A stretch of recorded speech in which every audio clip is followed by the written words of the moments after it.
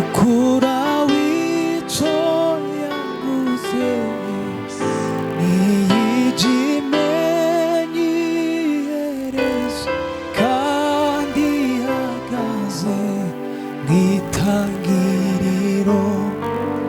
muhumure muhumure dufite Imana ikomeye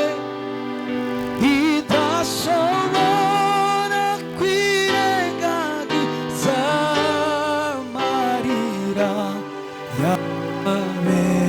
muhumure muhumure muhumure dufite Imana ikomeye idashobora kwirengagiza amarira yawe.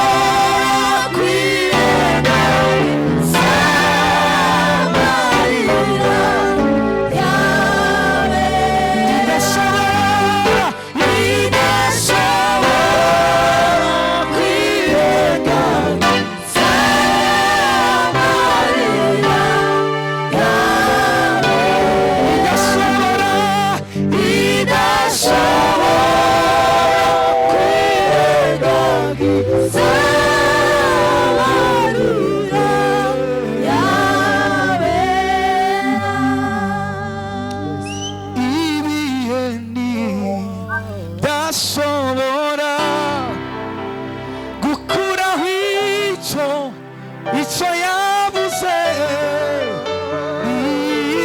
ntikimenye iherezo kandi ihagaze nk'itangiriro. muhumure muhumure dufite Imana ikomeye idashobora kwirengagiza amarira yawe. idashobora kwirengagiza amarira yawe. Amen. Yes, hallelujah.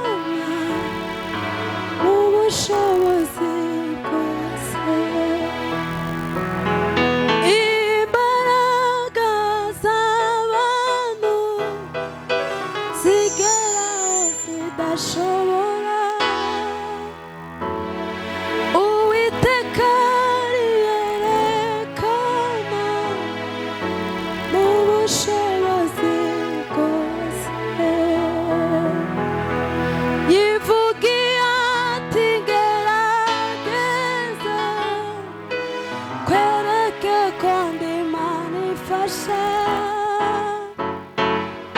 kugomorora imigisha uburahuye kwiza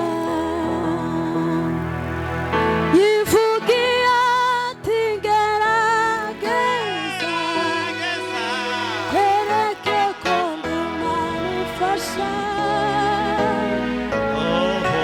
kugomorora imigisha uburahuye kwiza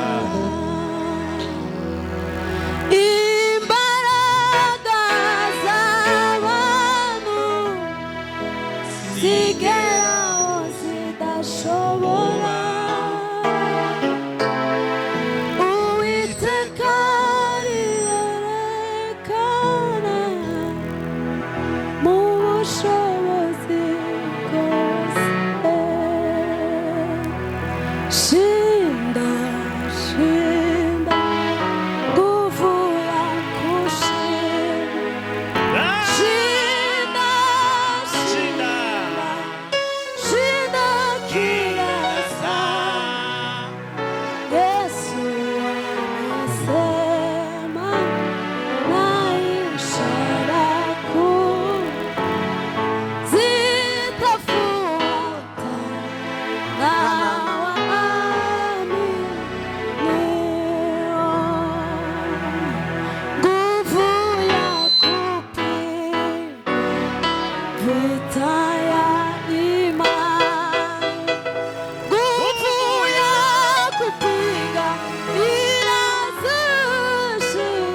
shetani. Yesu amesema na ishara kuu zitafuata na waaminio. Shinda, shinda, nguvu ya kushinda. Shinda, shinda wewe, shinda kila saa.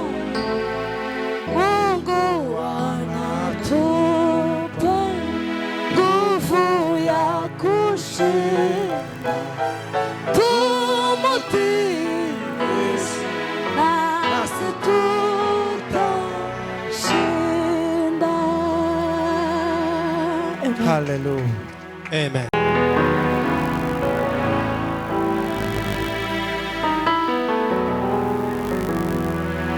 Shida gani zitanitenga, niache Yesu wangu niende motoni wewe? Ni pesa gani zitanitenga, niache Yesu wangu niende motoni?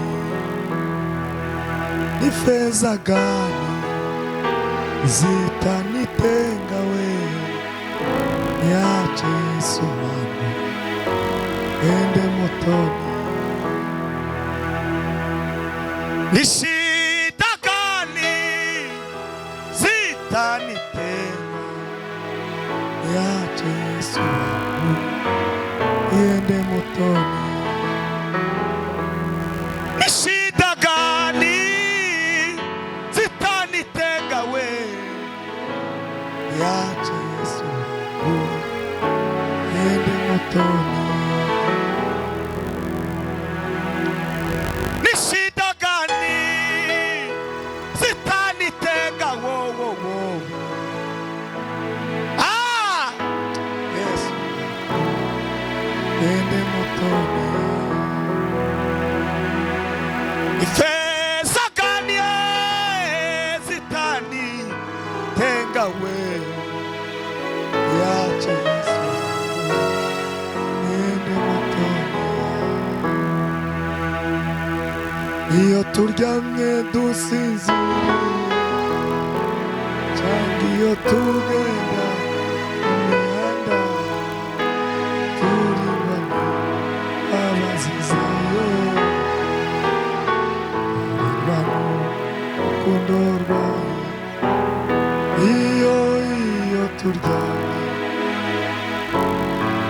Pisika kota la bandala kati. Eri Marisa semplipa.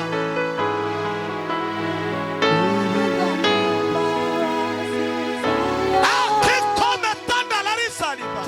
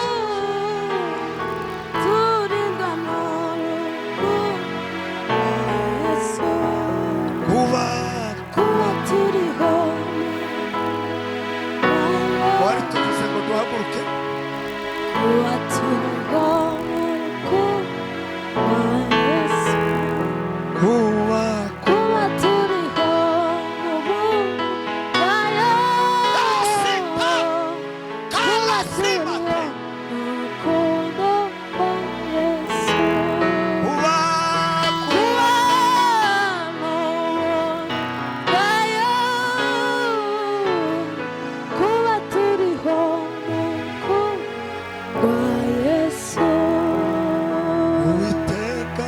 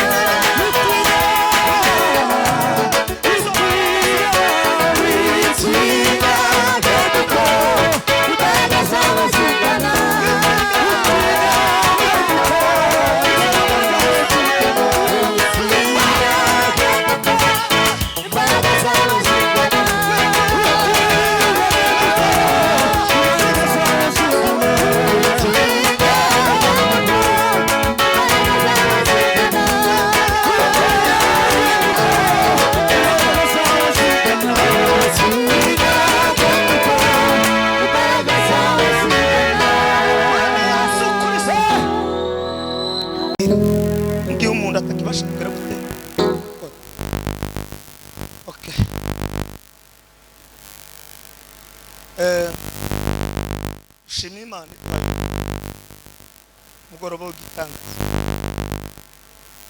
umugoroba w'igisubizo kuri wewe. Inyanja itukura ibibonye irahunga, Yorodani ibibonye igeze umugongo,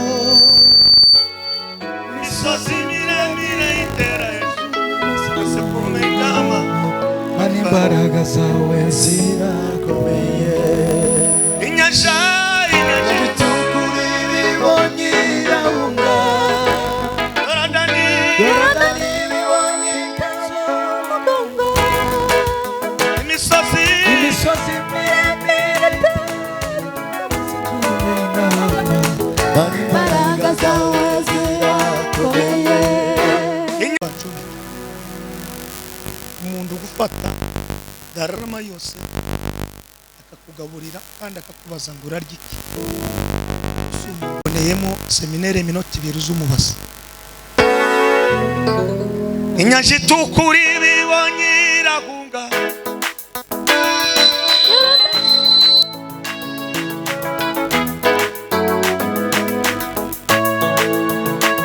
itera hejuru k'amasekurume y'intama, mani imbaraga zawe zirakomeye. Inyanja itukura ibibonye, Yorodani, imisozi miremire itera hejuru k'amasekurume y'intama, mani imbaraga zawe zirakomeye. Abatazi Imana yakoze igitangaza mu myaka 44 nabonye umukwe.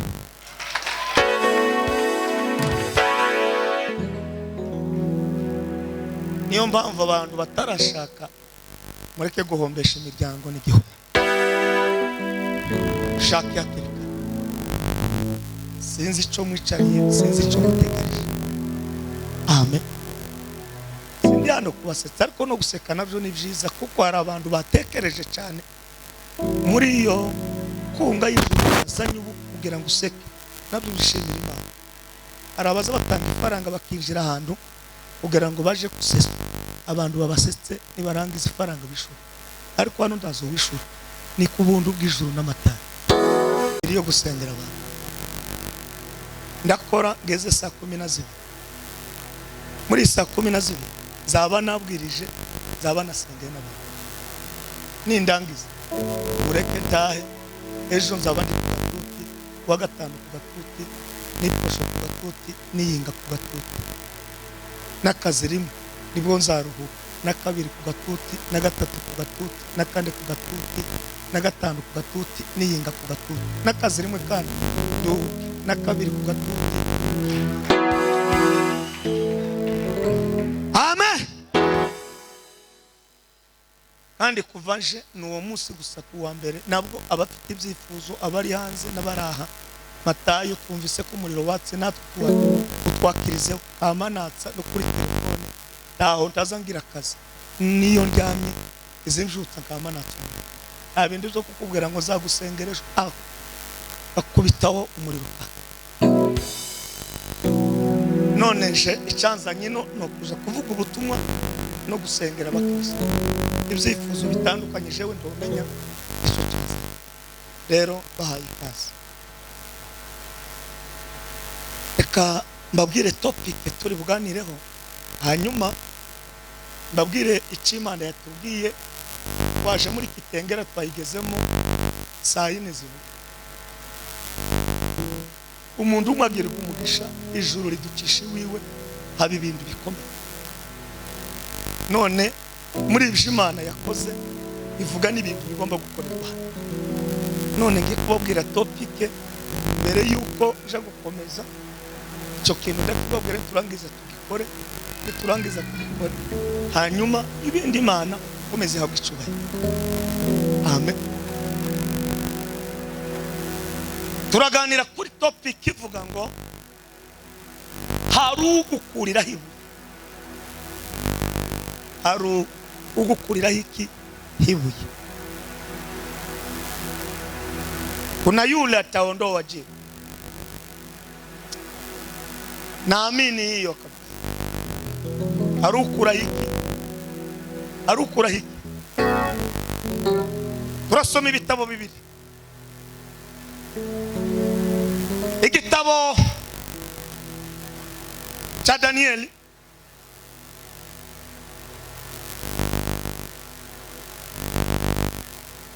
ibice ni bitandatu.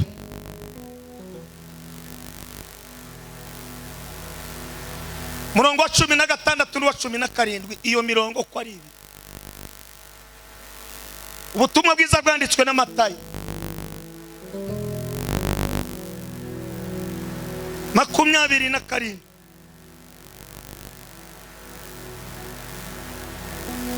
mirongo 6 asimbe asoma 6 Mundu uzi gusoma neza ahaguruka asome hanyuma twumva ikijuru rishaka ko niturangiza ndababwira icyo Imana yambwiye nindangiza ndaririmbaho nindangiza ninjire mu ijambo.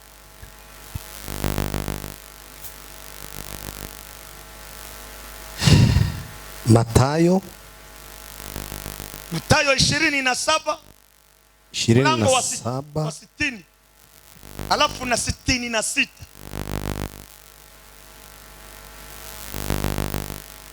Alafu kitabu cha Danieli sura yake ya 6 16 na 17.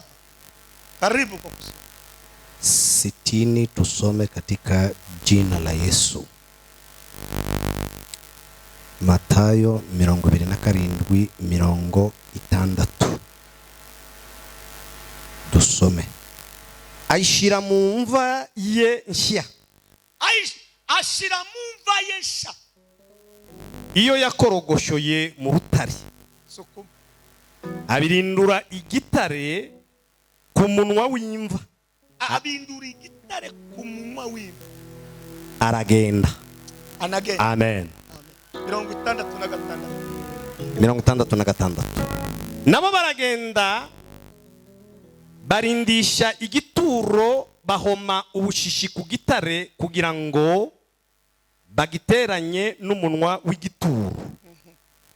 Babushiraho ikimenyetso abarinzi bahari. Amen. Kitabu cha Danieli. Swahili inaongea vizuri. Danieli sura 6:16 na mlango wake wa 17. 16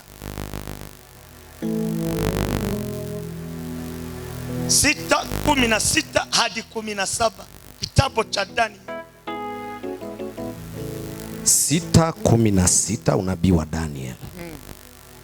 Babagabo bongera guteranira ubwami babwira umwami bati banamubwira umwami kokuno bati Nyagasani umenye ko ari itegeko ry'Abamedi n'Abaperesi moto wa Bwana ngo nta tegeko cyangwa iteka ryahamijwe n'umwami rivuguruzwa.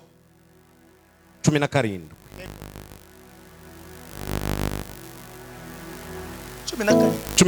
nuko umwami arategeka baja kuzana Danieli bamujugunya mu rwobo rw'intare. Ariko umwami yari yamubwiye ati Imana yawe ukorera iteka iragukiza. Amen. Komeze 18. Maze bazana igitare bagikinga ku munwa w'urwobo. Umwami ahomaho ikimenyetso cye bwite n'icy'abatware be kugira ngo ibyo ategetse kuri Danieli bidahindurwa. Nuko umwami asubira mu nzu ye akesha ijoro yiraje ubusa, ntibamuzanira ibyo kumucurangira, ntiyarusha goheka. Amen. Komera ijambo ry'Imana bashimije.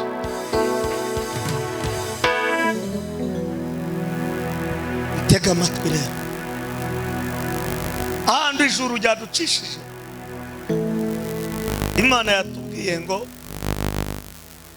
hagurwa amazi yo mu macupa aya 7. ndaka muritegereza kanyifashisha aya mazi atandatu bagende bayemenjagira ikanisa no kumenya ibya kare suke hanyuma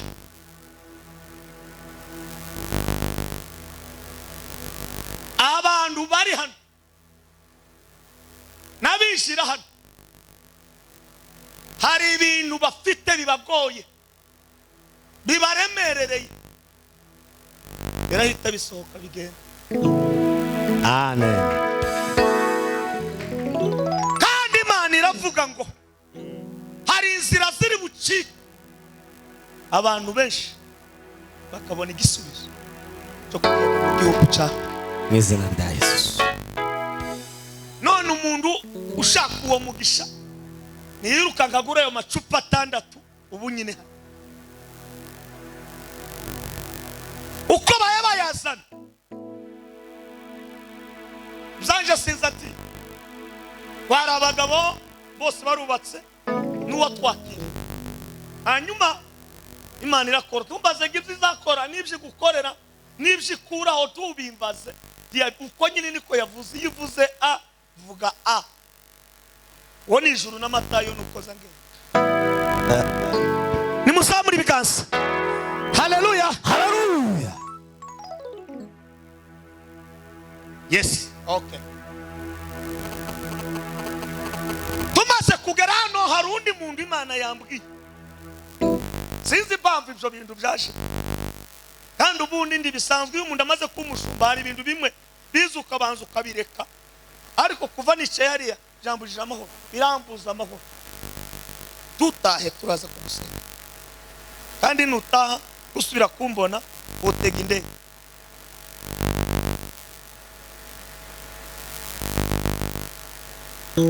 kasi yo kwatavuze zo musengeraho zose ngibiza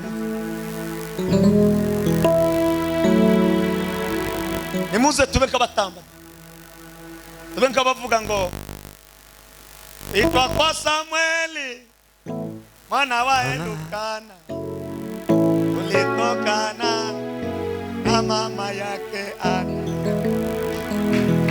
Mama Ana alipanda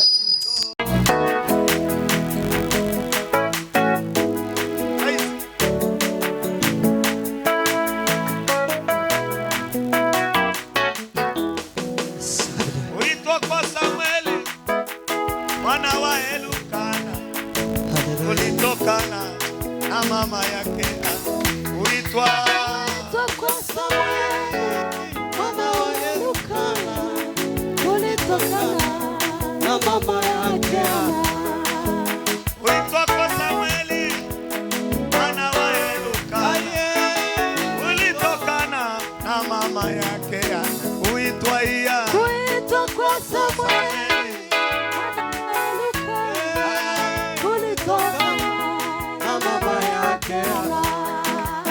uitwa kwa Samueli mwana wa Elukana ulitokana na mama yake Ana.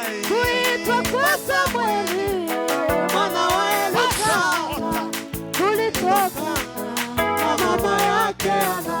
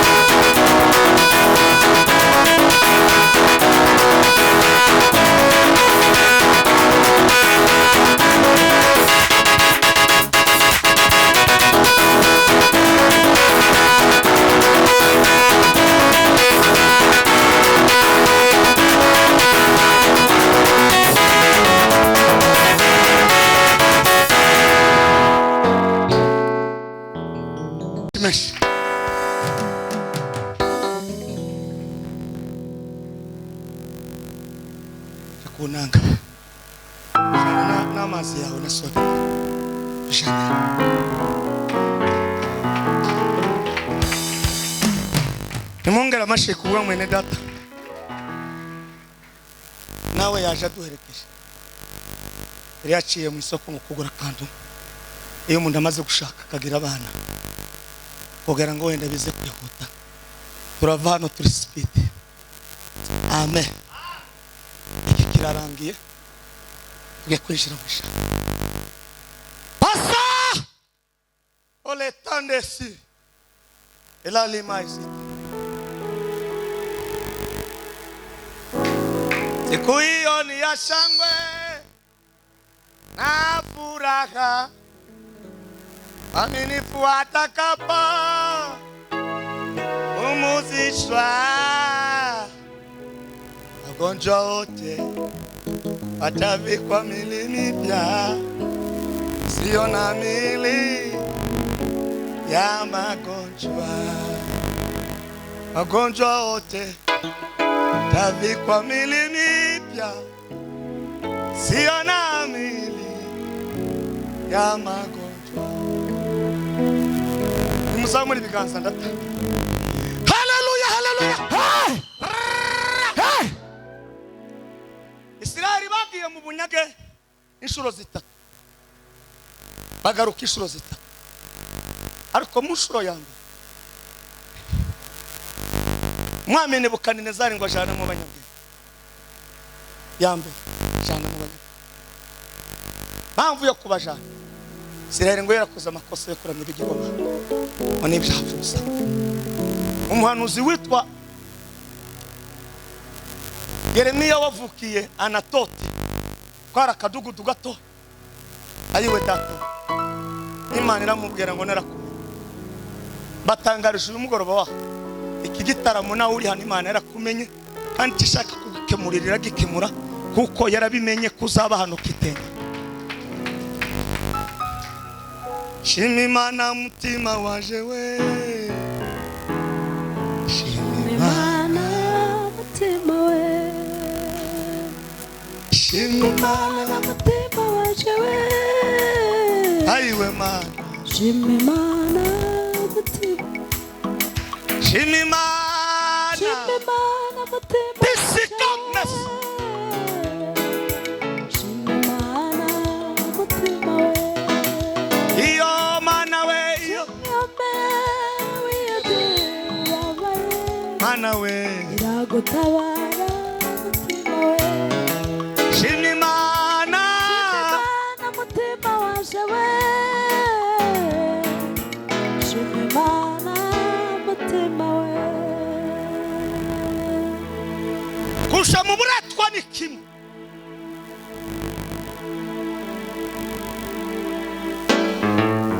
nicuza hahurira naco ni ikindi,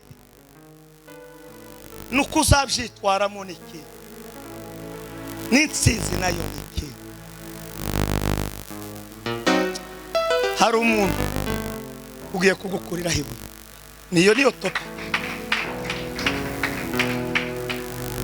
Isi igizwe n'amabuye, inzu zirimo amabuye, inzu zikomeye zibakishwa n'amabuye, ibihugu bifite intambara ni ukugorwa n'amabuye y'agaciro.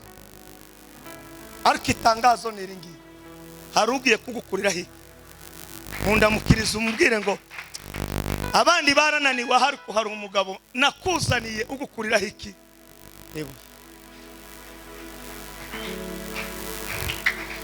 Tasilale manaya sikaso asandangelele la tata. Ibuye irya kwishira handa atari nyiraryo warishizeho, kandi kurishiraho riba rifite ikorwa rigiye gukora. Gusa yitwa amazina, ariko igikorwa korerwa gishobora kuba gitandukanye. Amen. Amen. Amen. Sijaiona nyingine siku na jana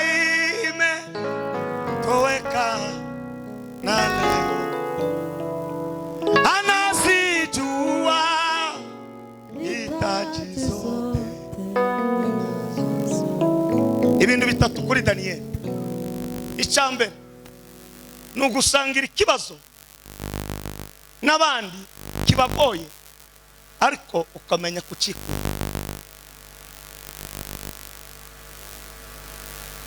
Buri kibazo cyitwa ikibazo ariko ubukana bw'ikibazo siko buremerera buri muntu wese ku giti cye. Icyo ufite kirakuremereye kandi cyitwa ikibazo. Hari icyarusange hari n'ikitari cyarusange ariko byose ni ibibazo. Ariko ubukana burarutana. Uwabaye ingumba icyo kibazo gifite ubukana kuri ariko uwabyaye byishimo na mucuranyana na Emakile na Jumvuhore ntabwo bahura. Ariko mama byishimo na mama Emakile afite batatu ariko afite ikindi kibazo nyarubazo narwo ruramuremereye kandi rufite kandi urwo rubazo rwituruta. Ariko hari umugabo uje kurugukura. Siku moja mavuno yataisha kabisa baada jua litazimika siku hiyo hautasikia injili atakusa wafuraha tengeneza mambo bali makapi ya rafiki utakuwa wapi? Uwa uzukura ibuye hari izina yitwa Petero yaramwishuriwe aravuga ngo ni ibuye rizima ryazwe n'abubatsi ariko kuma yaratoranijwe. Ndamugutangarije ni nawe nkuzaniye sikuzaniye yindi gift kuzaniye ubanze baramusunika baramucira amacana. Uwo ni umugabo witwa Yesu niwe buye rizima aza kubita yandi mabuye yose n'ibibazo byose akabikubita byarangiza bikagenda. Ndagenda zenguruka ni naho nza kurangiriza ariko wumva ukundu uwo buye yabaye mu isezerano rya kera aba no mu isezerano rishya. Mahubiri na nyimbo za wokovu zitakaponyamaza huko uliyenikata neno zuri la Mungu utaka wapi milele? Mahubiri mesilale tabela bandila sakose zitakaponyamaza huko uliyenikata neno zuri la Mungu utaka wapi milele? Ushamwa urifite ikibazo kandi ugiye mu gihugu kidafite Imana none birasaba kuko ugomba kwipanga mu bintu bibiri bisigaye bya Daniyeli. Nuko yarazi ibanga ry'Imana ye ahori ndabivuga kandi ndabitsindagira umusozi bagirwa ibanga ry'Imana yawe rtike sipe pase birabanga ubwoko bwanje bwishwa no kutagira gute. Arongera aravuga ngo bamaze kurya baragira gute ngo abayibagiwe bagize gute baragize gute. Okay, kutamenya imbaraga z'Imana yawe.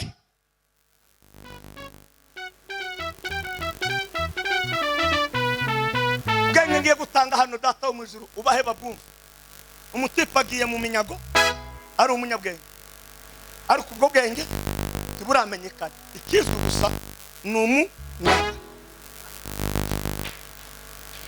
Okay, ndashaka kuba impunzi kirabe gitangaza. Tengeneza mambo kuburi mu butayu bwa hehe bwo murinda Irobi ahantu hatari inzuzi warasize inzuzi akamina na kamina hari inzuzi mu Rwanda hari inzuzi mu Burundi hari inzuzi ariko warangiza kwitware fije kirabe kibazo ni kigi gutimana ya ukayita warangiza ukayijura. Naje gukangurira abantu undamukiriza uwo mwicaye umubwire ngo ugoronzoke haraka ugaruke ku Mana. Tengeneza mambo.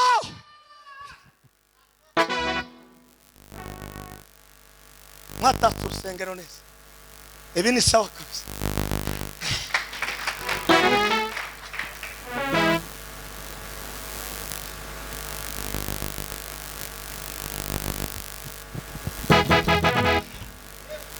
Nimumve ibintu hano.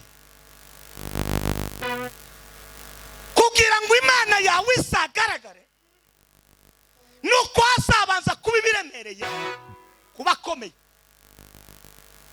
Nicyo cyaka gisubiyemo. Kugira ngo Imana yawe isagaragare nuko azabanza kuba ibikomeye kuba akomeye.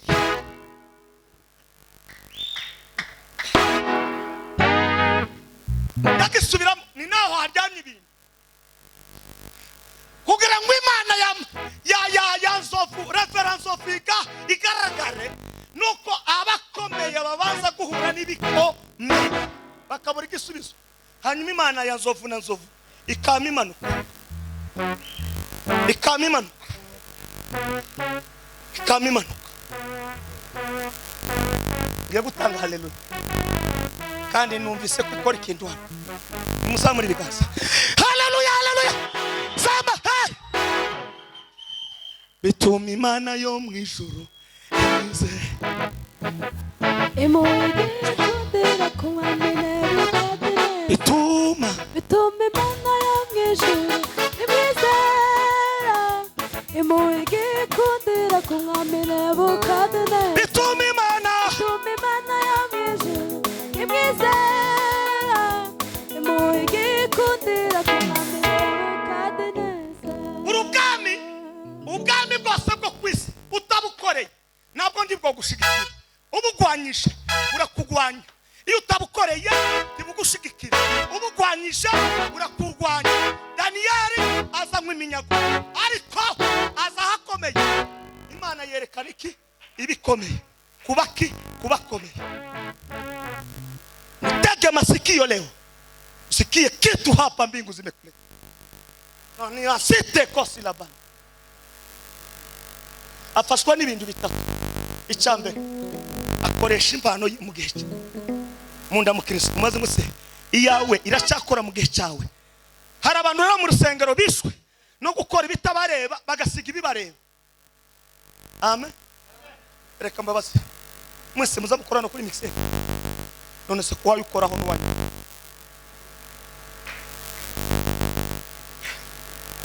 Bituma Imana yo mu ijuru imwize. Kono bwiriza umuriro wasekera. Imugikundira kumwamene bukadine. Bituma Imana yo mu ijuru esilala mara. imugikundira kumwamene bukadine. Danezera wa Matayo. Danezera wa mwana we.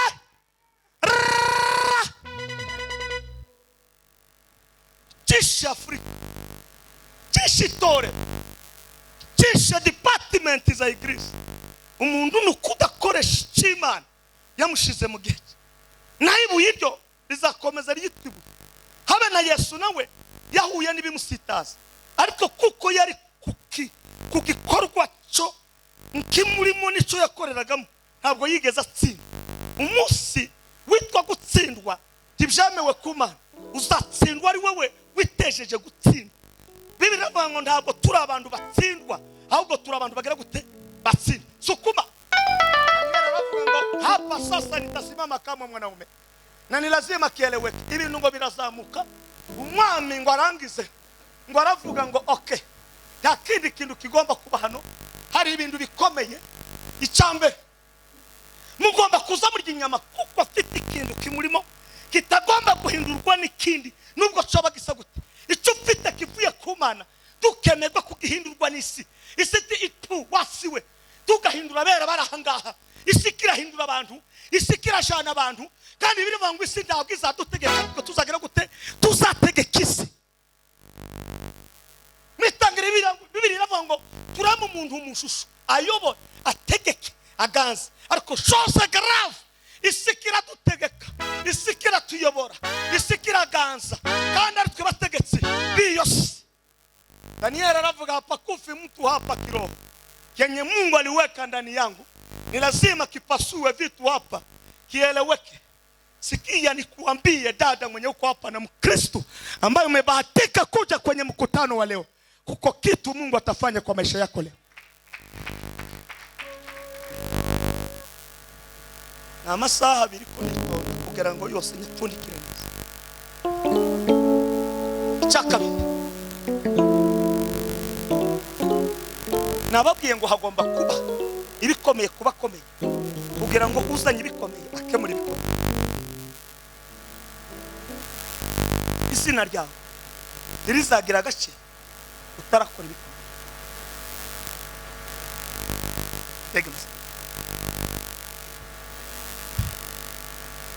Hari abantu bita ngo ni bakinyozi buriya barakomeye cyane. Bande bakwafe barakomeye cyane kandi bariya bagabo no bamenya bose abari umunsi umwe no bakorera kife bababwira ko muraho kuko nta muntu ukora kinyozi wabura kandi nta muntu wotuma tuberwa impamvu mbere muri itete nuko bakinyozi ba iyo misatsi yanyu hayigera muri colonne vertebrale nuko bariya batipe babyigiye ba umuntu ndazitwa ko akomeye atarakora ibikomeye. Nubona umuntu abaye muganga uzamenye ko yigiye ikiganga. Nubona umuntu ukarabaga umuntu ngahe nawe uje kumubaga habe n'ihene ndurayibaga ninga ndi wayibaze iracitse no kuruka Imana ukurusha igikomeye uzoza umwegera kugira ngo aguheze ibikomeye. Ayiwe ibintu ushuru byazanye we Daniel ngo aravuga ngo ahanye mbonye umuryango. Nubona igihe cyawe kigeze cyo gukemura ibyananiranye bakomeye tugasiga amaguru n'umutwe uzishire uhenangukire ukemura ibintu. Mukomere Imana amashimeshi gira komeza. Kazi za roho zibarikiwe, kazi za roho daima.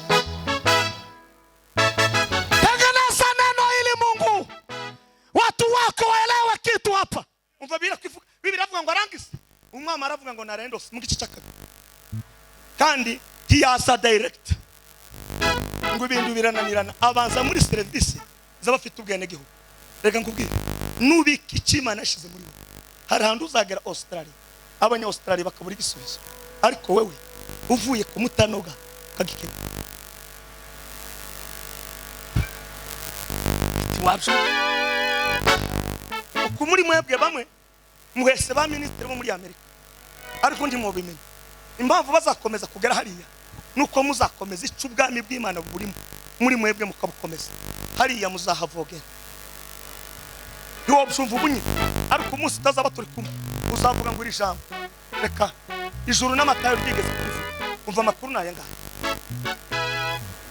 umwama aravuga ngo nimumpe igisubizo abona inyamaswa nini n'ibinini bizabiza n'ibikomeye bizabiza bigashakisha umuntu wabitse ikintu muri we kugira ngo akore ibikomeye.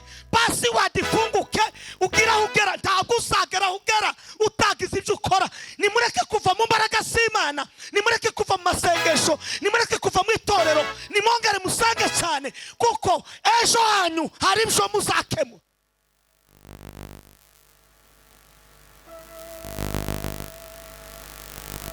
Sila indas nanangi batose vivasite pasi koiles kailoseni mai kala verizini mai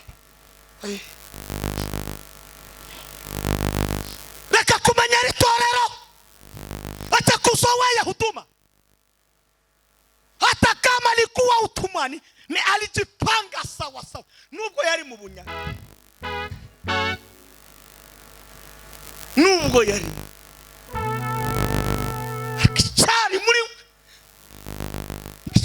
muri we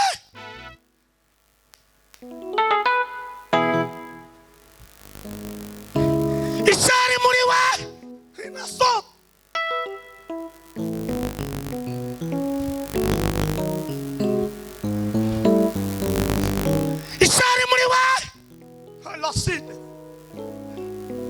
abamama banditse amandiko barabitaye, abagabo basobanuraga inzozi barabitaye. Ko murabita ngo muje, ko murabita ngo muje, site fifa, ko murabita ngo muje. Daniel ngo aragise, Daniel we, Daniel ngo aragise, Daniel ngo abwira Ariyo ko aramubwira ngo uende umwambie mfalme si haraka ya kuua watu, aache tufanye kazi. Haraho ejo bigiye kugera uzahamagara nusanga capacity bundi ugiye kubona akazi cyangwa bavuga ngo hari akazi gashakwa mu gihugu, baravuga ngo icambere abafite ubwene gihugu, cya kabiri abatarigeze gufunga, cya gatatu aba yarize muri iyi domaine. None se Daniel yari umunyama, Daniel nta bwene gihugu, ariko ubwo yarafite n'ubwiki n'ubwishu bakunyaga ibindi byose.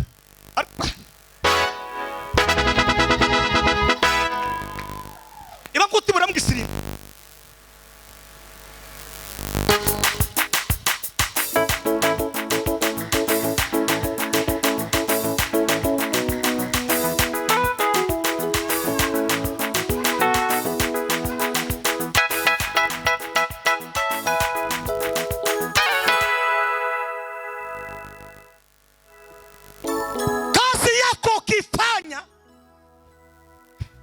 ukiwa na moyo wa Mungu. Bila ngo alaniwe mtu anayefanya kazi ya Mwenyezi Mungu na uregevu. Havumu umuntu ukora umurimo w'Imana agira ate agono uraririmbye ufite ubuneke, urashuranze ufite ubuneke, ukubura urusengero ufite ubuneke, ntiwabona umugisha.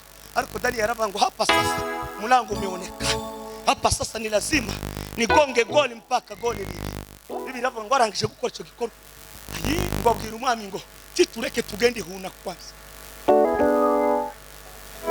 titureka tugende huna kwanza, tuyingire mu kabisho. Ndanezerewe mata, kaache kwanza tuombe mzee, kaache kwanza tuingie kwenye siri yetu.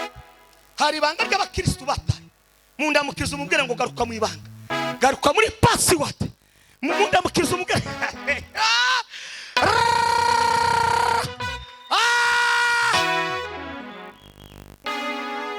Baba, Baba Mungu tengeneza njia. Baba, Baba, Baba tengeneza njia. Baba Mungu tengeneza njia.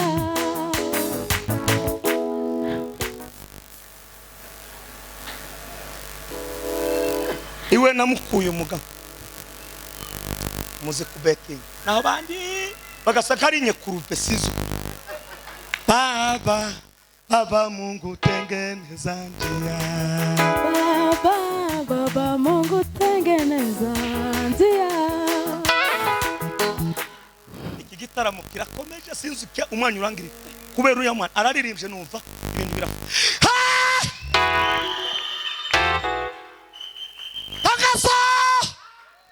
Bazureke dusenge ngo arabemera tuwashu ngo bakubite gutya. Mana tubwira amakuru muzewe, tubwira amakuru w'abana.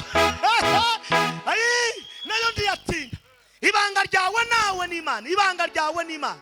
Umunsi utazarita hari ahantu ugiye kugera muri state imwe ya Amerika, ibibazo bikabakomerera ariko bigasaba nyina wa Nyamuco kugira ngo akemure ibyo bibazo.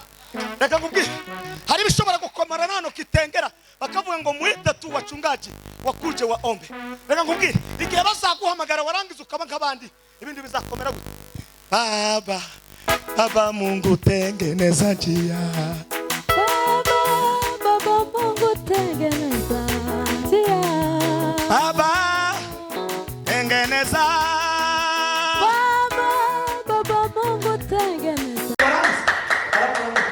Kuri wo takabazo no kumana ungu phrase y'abantu bafite kigurura mutima yabo kibazo abanaraka kuri we no kuma nakibazo no muri guverinoma nakibazo y'abana yaje niyo mutarabanye na 6 kuri no kanisa 6 kuri Berushas aho nabandi gusa 6 mu baturo 6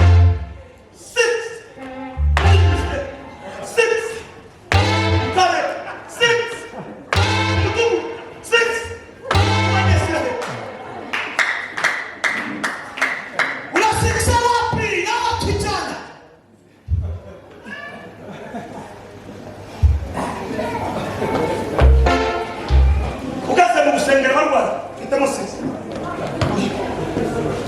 kandi ubu ndasenge narabwiye umushumba ngo ndabakoraho mwese kumwe ndabakoraho kandi musubize nimuramuze mubyinjire mu birarane mu bishukane mu bishanye Amerika muzahirike ikaze mwaje kwicaza ikaze cyane icyane kandi mwana kugereza unambaye neza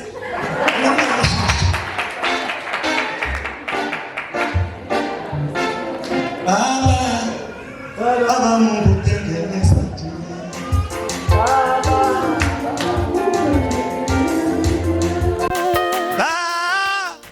tengeneza ya Baba Mungu tengeneza njia Baba tengeneza ya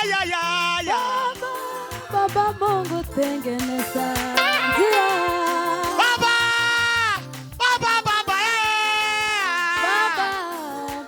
Mungu tengeneza njia Baba ya Baba Mungu tengeneza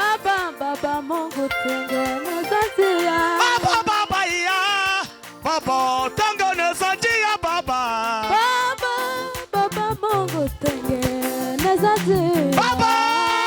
Baba tengeneza njia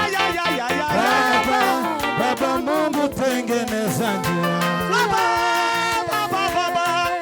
tengeneza njia ya Baba Mungu tengeneza njia tengeneza njia ya Baba Mungu tengeneza njia Baba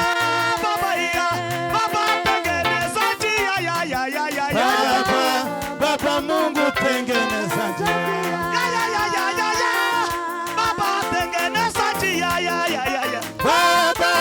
Baba Mungu tengeneza njia Baba tengeneza njia ya Baba Mungu tengeneza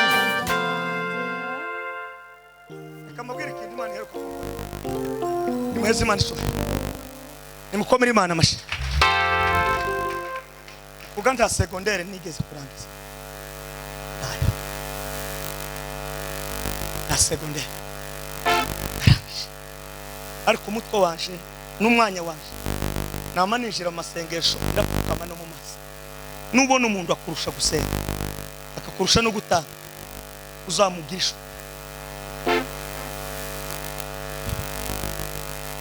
Yesu mwijuru n'ikuzimu no kwisi bashaka uwaza gucungura uwo kwitanga ntihaboneka igisubizo yamavuga ngo Jose ndi hano amuhiya didanko ugenda abandi nibasinzi wowe ntugasinzi abandi nibadasenga wowe ntugasinzi sinarangije secondaire amakuru nyababwire muyumve neza tangazo la ishara ayiwa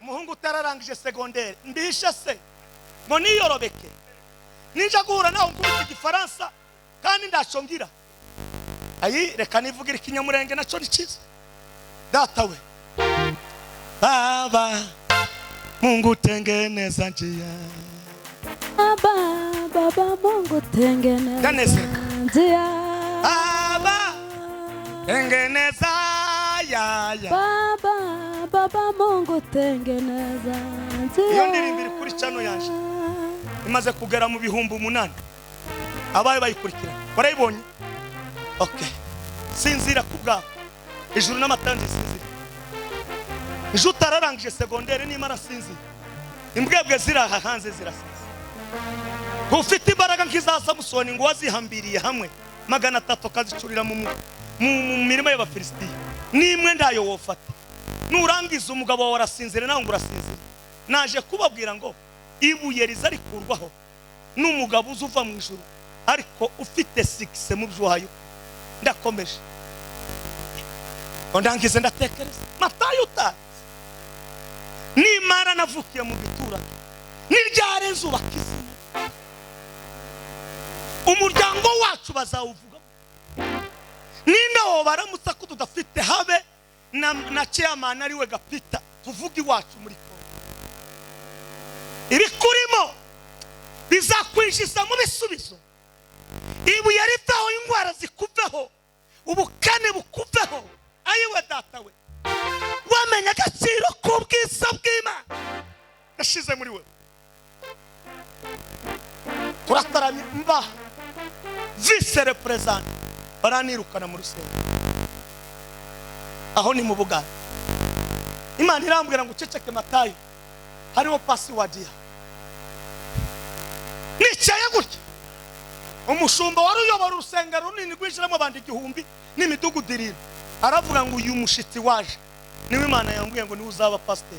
Harimo abadokiteri, harimo abalisansi. Reka nkubwire, ibuye hamanutse umuntu uza kurikura. Sinzi ibuye ryakugoye.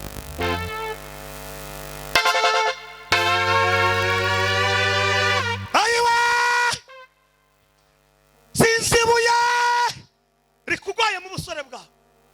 Sinzi ibuye rikugoye mu bukobwa bwawe. Sinzi ibuye rikugoye mu rugo rwawe. Ariko iryo buye ijuru ryatumye ngo mbabwire ngo hari uwamanutse kuza gukura iryo buye.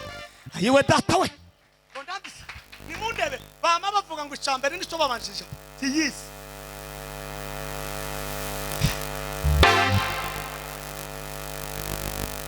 Ariko arababwira nubatize iyo abwirije nze mbona abakristo banezerewe, ico kiba kiratambutse. Cya kabiri, iyo agiye mu ivuga butumwa ibyo azanye ntazanimaho namwe ntazabima. Si uwo muntu ufite ibyo bintu byombi ahagarara imbere abakristo bagaseka, yarangiza akafata ibyo abonye akaduhaho, uyu muntu ntazabura gusigara. Abize bose bareba ibirazi kandi ntayo bagira. Nitwa Matayo, ijuru ryangiriye neza, ryarasikisha ijuru. Ninde wakoreye Imana ngo imute? Ninde wayisenze ngo ureke kumugirira neza? Ninde wayishatse ngo ureke kumumekera? Dore nguyu muragize, turi kumwe na turaturanye. Ibi ndimo kuvuga Imana yangiriye neza. Ubu babwira ubu mfite ishuri rya nasa and P1 ubu umwakuze zashira indi miryango 3. Muhungu wo mubibago utarize tararangije secondaire uzapfe mu bindi dukapfe kuma. Imana ifite ubwenge itanga.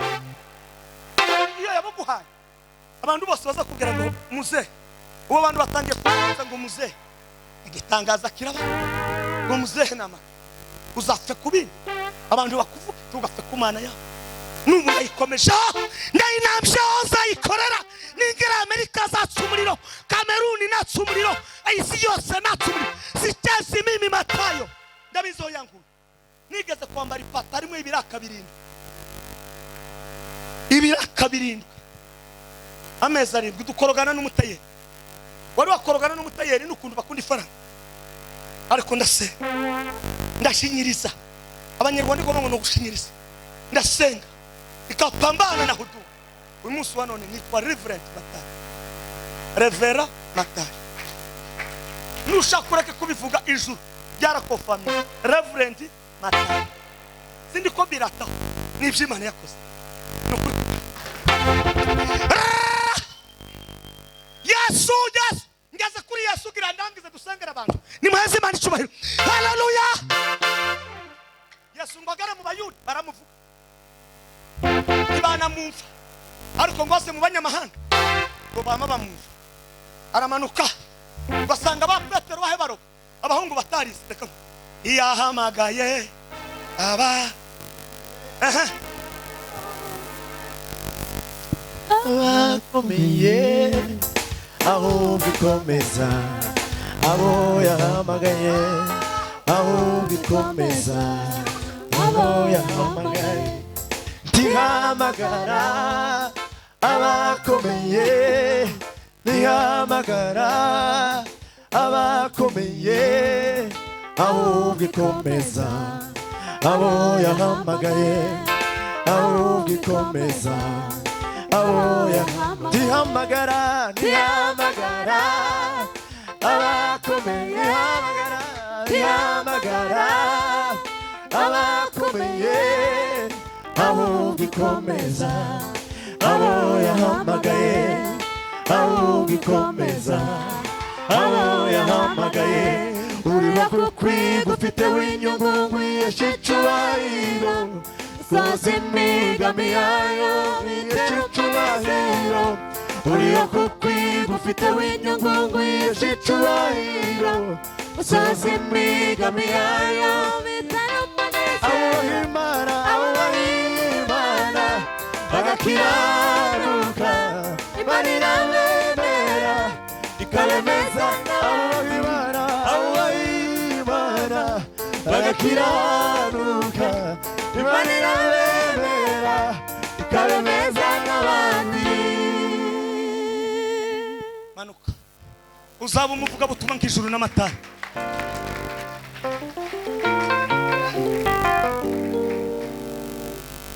nimuzamure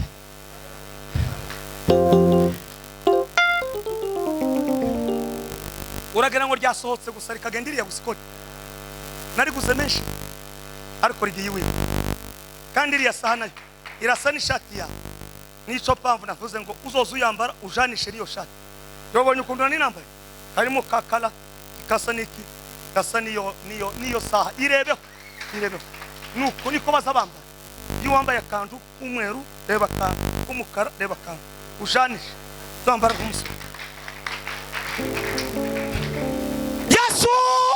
Yesu wa Nazareti alipofika msalabani pazia na hekalo likapasuka vipande viwili rimaze gucikamo kabiri ngo tuba tubonye uburenganzira umugabo ukomeye watara ni gutiyo dusigira akazi muri turangira tubabane Yesu akwakiye kazi numara ngo Matayo abantu bose dukorana nibashake bazareke gusenga nabwiye n'umugore umunsi wo kwitambika imbere yo gusenga no gusengera ugatamba neza no musenga muri domene yanje atume soza abana bazabi bifu kandi kirisho kigaburira abana kikabigisha bita babiri bafite buruse kubera gusika gitaramo nurangiza nguza kubizitambikamo muri umukobwa w'abana akazi bishoboka Sarati yarafite intego reka ngubwire yakagira umuntu uzakwitanga mu ntego we yawe andi ubu butunzi nimo kwa abantu benshi ko murarangara hano kandi ishuruka murashaka ndarimba mukanya kandi abizi kuko mukunda indirimbo ahiyi ni utajiri niko nawapeya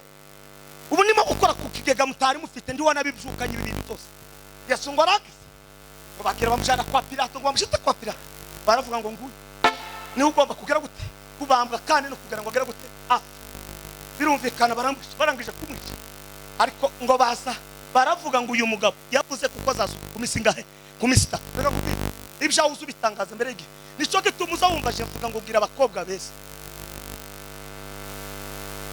none ninde uzabavuga muzabavuga se murabaza yakitera kurukima narabivuze buvira washakiye umukwe mfite n'umunyabuvira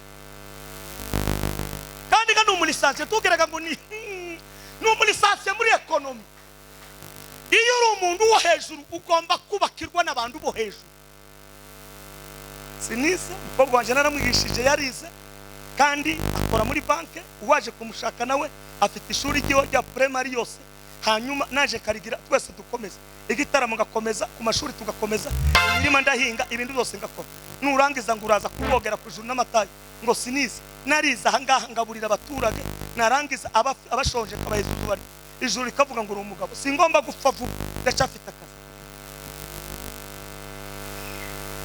Yesu aramanuka ni kuzimu akora akazi arazuka ngo arangize haruje kugukurira ibuye si wowe arikuye ijuru riravuga ngo ibuye Petero avuze ngo tuvuga nda wundi ni Yesu kuko niwe buye yose uragufata ibuye ry'abaturage bashizeho biravuga ngo malaika kashuka karivingirisha jiwe hari umuntu umanutse gukura hiryo buye rikugoye ayo niyo makuru ni nabwo butumwa nahawe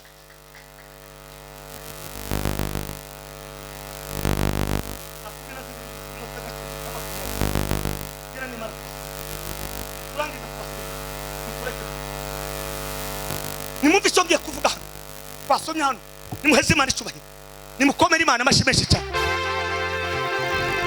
ibyo nimo kuvuga byose zukubirata ibyo nimo kubabwira n'ubuhamya kugira ngo mukome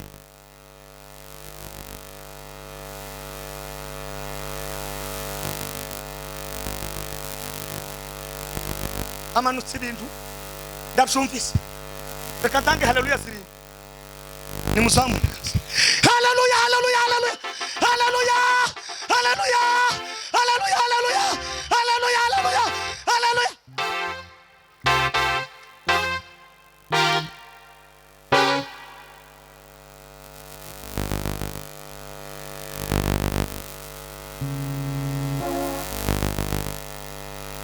None tuse ihut cyahari kandi Imana irambuye ngo tumusengera afite Bibiliya mu ntoki, afite Bibiliya mu maboko, ngo ni pendo ku mutwe. Agarana iyo ngiyo yisubiza erekeriri fata kuja hapa, hakuna michezo hapa, ni mtungi biganza. Azaba pastor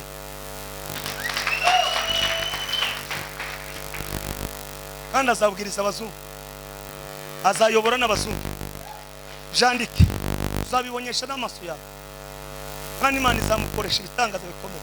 Azagera no mu Barabu, azakora ibiterane, azagera no mu Buhinde. Oni ku Imana ikoze. Nyorosha mikono. Omba. Baba, asante kwa ushuhuda huu katika jina la Yesu. Maana turabihamya, turabahamya bibuzo. Asante kuko bishohoresheje ijambo ryawe rikomeye. Asante kutazubesha kandi utazuhinduka. Asante kuko umugabije amahanga. Asante kubwo muhanuzi ukoresheje. Asante kuko uri Imana yatugabije amahanga. Asante kubwo ijambo rikomeye. Asante kuko uri Imana yacu. Asante kuko tubibonye. Asante kuko tuzabibona. Asante kuko uri amahoro yacu. Ubushake bwawe ari bwo buba mu izina rya Kristo Yesu. Turacyari kumwe. Imana hindukira hano sasa. Ni muzamu. Omezwa bifata. Iyo byaje n'ukuri. Ni muzamu ibiganza. Haleluya haleluya. Uzagende masayine. Umara iminsi 6 umunsi wa 7 nuja kuva uzahura n'umuntu ari kintu azago. Kandi kifara. Nurangaze amafaranga ukayari. Uzahita uyazana mu rusengero yakuru. Nuyari uzaba umukene mu buzima bwawe bwose n'abazagukomoka. Ariko nuyazana mu rusengero takuwa tajiri tena utasaidia mataifa. Ni Mungu anaongea. Ni musamu. Usikia sana bwana kijana. Kandi na makenya zagu sizindi kandi azaguheza amafaranga ari mu noti nyinshi. Ntabwo ari noti nyinshi.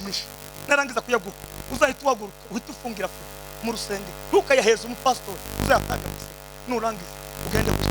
Kimenyetso cya kabiri ni muzamu uzatangira kurota inzozi Imana igutuma abantu kandi abantu Imana izagutumaho n'abantu batandukanye batari mu bwoko bwanyu gusa. Ayo makuru uzakoresha ubwenge bwo kuyavuga ngo ni kuwiteka.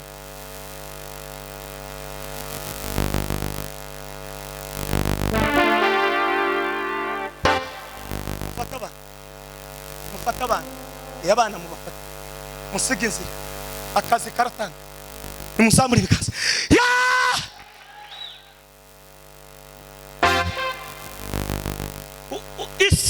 isi izagutumira mu bihugu byinshi bitandukanye uza gutanga za seminari uzigisha bakomeye harimo n'abami harimo n'abaperezida ubjandike ibyo birabaye.